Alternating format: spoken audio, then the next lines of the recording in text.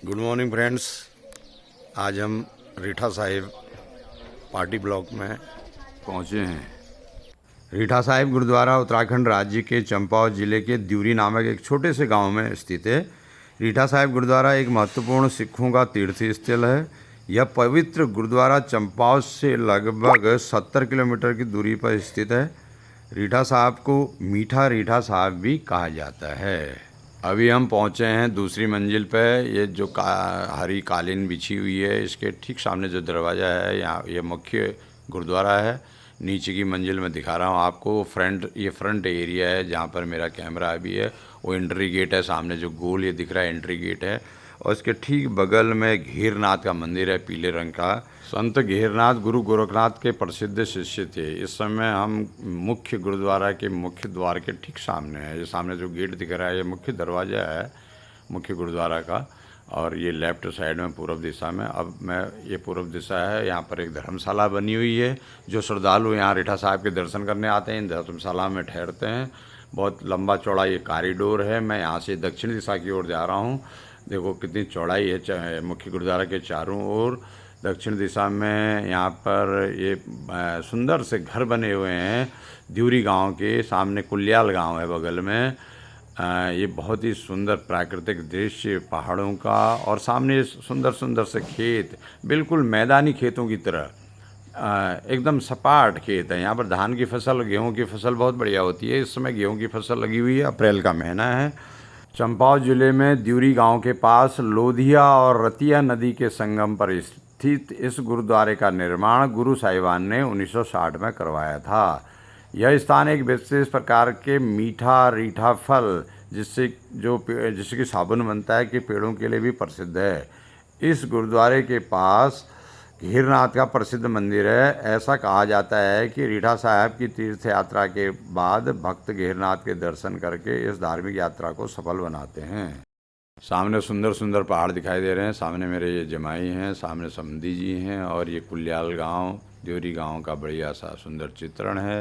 ये बहू मेरी सामने इशारा कर रही है। और ये लंबा चौड़ा कॉरिडोर, गुरुद्वारे के चारों ओर बहुत शानदार इमारत, देखने लायक पवित्र स्थल यहाँ पर। और ये लेफ्ट में जो मकान दिखाई दे रहा है ये धर्मशाला है। और ये मेरा नाती, ये छोटी वाली बिटिया सामने आ रही है। और यहाँ पर जो लोग आते हैं इनकी धर्मशाला रहने का बहुत बड़ा स्थान है। ये बड़ी वाली लड़की, उसकी छोटी नातनी मेरी, ये मेरी मिसेस दीपा। इस बिल्डिंग में तीर्थयात्री अपना अगर रात्रि विश्राम करते हैं। ये नीचे रीठे के बहुत सारे पेड़ यहाँ पर लगे हुए हैं। ऐसा कहा जाता है कि जब गुरु नानक देव अपने शिष्य बाला और मर्दाना के साथ यहाँ आए थे तो पेड़ के नीचे कई जोगी बैठे हुए थे। तो उनसे गुरु नानक का वार्तालाप चल रहा था। तो मर्दाना को भूख लगी तो मर्दाना ने उनसे कुछ खाने को कहा। तो उन्होंने कहा कि रीठे को खा लो। रीठे आमतौर पर स्वाद में बड़े कड़वे होते हैं, लेकिन गुरु नानक देव जी ने भाई मर्दाना के लिए जो रीठा तोड़ा वह मीठा निकला। यह सब देखकर जोगी हैरान हो गए, और बाद में उन्हें पता चला कि जिस तरफ गुरु नानक देव जी बैठे थे वहाँ सभी रीठे मीठे हो गए हैं। ये पेड़ आज भी गुरुद्वारे में हैं, और रीठे आज भी स्वाद में मीठे कहे जाते हैं। यही कारण है कि इस स्थान को मीठा रीठा साहिब कहा जाता है। आज भी गुरुद्वारे में आने वाले लोगों को प्रसाद के रूप में मीठे रीठे मिलते हैं। रीठा जो साबुन बनाने के काम आता है, गुरु नानक देव की आध्यात्मिक शक्ति से यह रीठा जो कड़वा होता था मीठे रीठे में परिवर्तित हो गया। रीठों की इसी महत्ता को देखकर यहाँ पर इस स्थान को रीठा साहिब कहा जाता है, और इसका महत्व और अधिक बढ़ गया है। सिखों का यह पवित्र धार्मिक स्थल बन चुका है। यहाँ पर सीढ़ियाँ हैं दोस्तों, ये ऊपर नीचे जाने के लिए सीढ़ियाँ बनी हुई हैं। ये नीचे वाली मंजिल है। बड़ा सा कॉरिडोर, बड़ा सा यहाँ पर ये सामने जो ये रेड कलर में आपको दिखाई दे रहा है, बहुत बड़ा हॉल है। यहाँ पर हजारों लोग इसके अंदर समा सकते हैं। बैसाखी के समय जब यहाँ खूब मेला लगता है तो उस समय इस स्थान का महत्व और बढ़ जाता है। ये यहाँ पर फ्रंट गेट है जहाँ से अंदर एंट्री होती है। इस समय हम बाहर को निकल रहे हैं। ये हरी कालीन जो बिछी हुई है ये एंट्री गेट है यहाँ पर। इस एंट्री गेट के ऊपर ये खूबसूरत नक्काशी सिख धर्म की कई चीज़ें यहाँ पर दर्शाई गई हैं। और ये सामने से पूरा ओपन एरिया यहाँ पर है। उसके बाद ये धर्मशालाएँ हैं, दोनों तरफ ये बढ़िया बढ़िया धर्मशालाएँ रहने के लिए। जो श्रद्धालु लोग यहाँ पर आते हैं, क्योंकि बैसाखी के समय बहुत बड़ा मेला यहाँ पर लगता है और इतनी ज़्यादा भीड़ हो जाती है कि ये कमरे भी रहने के लिए कम पड़ जाते हैं लोगों के लिए। ये बाहर से मैंने गुरुद्वारे के अंदर का एक चित्रण किया है। जो लाल रंग का मेन गेट दिखाई दे रहा है वो मुख्य गुरुद्वारे के नीचे वाला हिस्सा सामने है। और ये सामने एक बहुत बड़ा शिलालेख यहाँ पर है। इसमें इस गुरुद्वारे के निर्माण से संबंधित यहाँ पर तथ्य और आंकड़े रखे गए हैं। और ये यहाँ पर धर्मशाला है, लेफ़्ट एंड राइट दोनों साइड में बड़ी बड़ी धर्मशालाएँ हैं।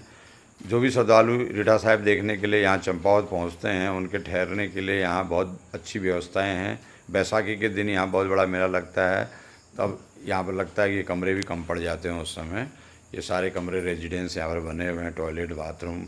और राइट साइड में ये लंगर बना हुआ है। यहाँ पर लोग भोजन करते हैं अपना, और हमने भी थोड़ी देर पहले यहाँ पर भोजन किया था। ये मेरा परिवार वापस आता हुआ गुरुद्वारा के दर्शन करने के बाद। और यहाँ पर लधिया और रतिया नदी के संगम पर एक पुल बना हुआ है दोस्तों। ये खेतों को पार करते हुए रीठा साहिब गुरुद्वारे के ठीक बगल में एक बहुत बड़ा झूला पुल यहाँ पर बना हुआ है, बहुत सुंदर, देखने लायक, और लोहे की बड़ी बड़ी जंजीरों से जकड़ा हुआ। यहाँ पर मैं आपको दिखा रहा हूँ, हम पुल पर पहुँच गए हैं। पुल पर एंट्री हो रही है और ये जो बड़ी बड़ी लोहे की जंजीरें दिख रहे हैं, इस जंजीरों पर यह पुल जकड़ा हुआ है। ये सामने लधिया और रतिया नदी का संगम है, दोनों तरफ लेफ़्ट और राइट साइड में। ये यहाँ पर सामने की पहाड़ी पर ये पुल यहाँ बंधा हुआ है। लेफ़्ट में लधिया और रतिया नदी है, इसका संगम है। ये सामने सीमेंट का बहुत बड़ा वो बना हुआ है, जो जिसमें ये लोहे के बड़ी बड़ी जंजीरें लगी हैं। इस लोहे की जंजीर पर यह पुल अटका हुआ है। ये बहुत बड़ी टेक्नोलॉजी है। और सामने नदी का विहंगम दृश्य, पहाड़, सुंदर वातावरण, हरे बड़े पेड़ पौधे, और उधर जैसे बम्बई के जुहू बीच में रेत है तो सामने रेत फैली हुई है, और यहाँ से गुरुद्वारा के भव्य दर्शन आप कर सकते हैं। ये झूला पुल देखिए दोस्तों, बहुत ही शानदार टेक्नोलॉजी से बना हुआ। ये सामने जो ये लोहे की जंजीरें दिख रही हैं, इतनी मोटी मोटी जंजीरें लगी हैं, और ठीक सामने जंजीरें बंधी हुई हैं। उधर फ्रंट में जो सीमेंट का बहुत तगड़ा टीला जैसा दिख रहा होगा, और सामने का गांव बढ़िया सा, ऊपर के हरे भरे पहाड़, लेफ्ट ये राइट साइड में ये नदी देखिए। यह दिशा दक्षिण की दिशा है। यहाँ से टनकपुर की ओर रास्ता जाता है, और यह रास्ता सीधे सुखी डांग से होते हुए निकलता है। इस गुरुद्वारे में आने के लिए टनकपुर की तरफ से दो रास्ते हैं। एक तो आप टनकपुर से सीधे चंपावत निकलेंगे और लोहाघाट होते हुए वहाँ से सीधे इस गुरुद्वारे में आएंगे। दूसरा, आप टनकपुर से 20-25 किलोमीटर की दूरी पर सुखी डांग है। सुखी डांग से लेफ्ट साइड में धूरा बूढ़म होते हुए एक शॉर्ट रास्ता है, जो अब तैयार हो गया है लगभग, यहाँ पहुँचा जा सकता है। पुल से हम वापसी कर रहे हैं। ये हमने पुल को पार किया और सामने अब गांव की ओर हम प्रवेश कर रहे हैं। दोनों तरफ ये फूल लगे हैं, झाड़ियाँ लगी हैं, सपाट खेत है। इसमें गेहूं की फसल लगभग तैयार होकर यहाँ पर मड़ाई हो चुकी है। और जो ये लोहे की बड़ी बड़ी जंजीरें थी गाइज, ये जंजीरें यहाँ पर बंधी हुई हैं बहुत ही सुंदर टेक्नोलॉजी से। और यहाँ पर लकड़ियाँ रखी हुई, शायद गाँव वालों ने रखी होगी जलाने के लिए।